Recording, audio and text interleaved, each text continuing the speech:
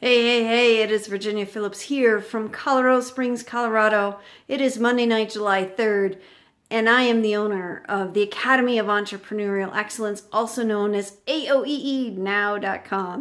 I want to talk to you about an experience that I had today, and it could have gone better. Yes, even coaches learn from what they've got going on. So let me tell you, today I did some time pitching to potential clients. It is a new program, so the pitch is still new to me.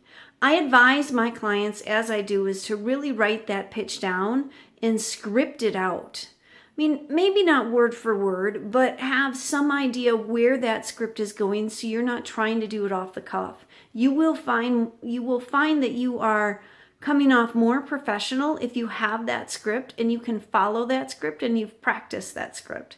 So I had only practiced it really a couple of times with live pitches at this point. And the lady who was supposed to fill in this intake form hadn't filled it out. So I contacted her again a couple of hours before my consultation with her and said, could you please fill out this intake form? She did, and she sent it to me. And I got it maybe 10 minutes before our appointment. And let me tell you, I had about 3/4 of the way through this intake form. And there it says, I'm in China and I can't join via the telephone. But what? Her appointment's via the telephone. So I want to honor her time. I figure out a way to get a Zoom call up and running and I send it to her. And as that appointment time rolls around, we are live on Zoom.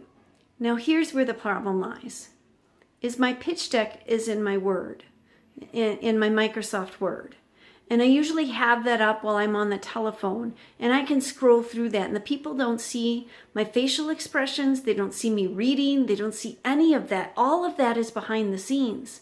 Well, now I'm thrust into this place where I'm live on camera with her and my pitch deck is also on that same screen. So she can totally read into me that I'm reading from a script. It adds to some distrust. And I know very quickly I'm in a deep well. But what do I do? How do I get out of it? Well, one of the things I did is I said, yes, I am reading from a script. Yes, this is a new program. But I tell you, I've done parts of this program elsewhere and they've been very successful. We packaged it differently and I want to sell it to you well. And then she challenged me. She said, can I see your pitch deck? And I thought, well, sure, let's see that. And I popped that up on the screen. I think she was impressed it was as professional as it was. But yet, she still had some concerns because it felt like I was winging it a little bit. Well, I wasn't winging the program. I was winging how I was pitching it to her because I wasn't used to pitching it that way.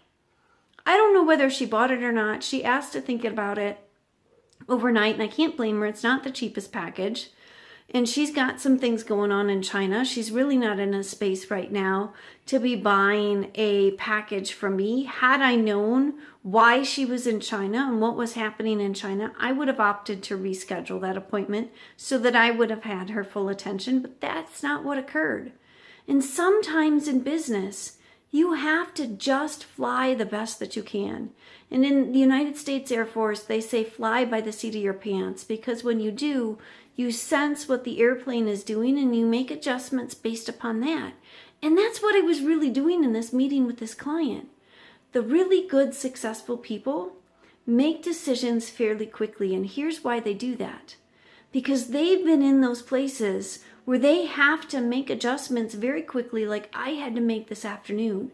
And when you get really good at that, your business flies up, up, and up.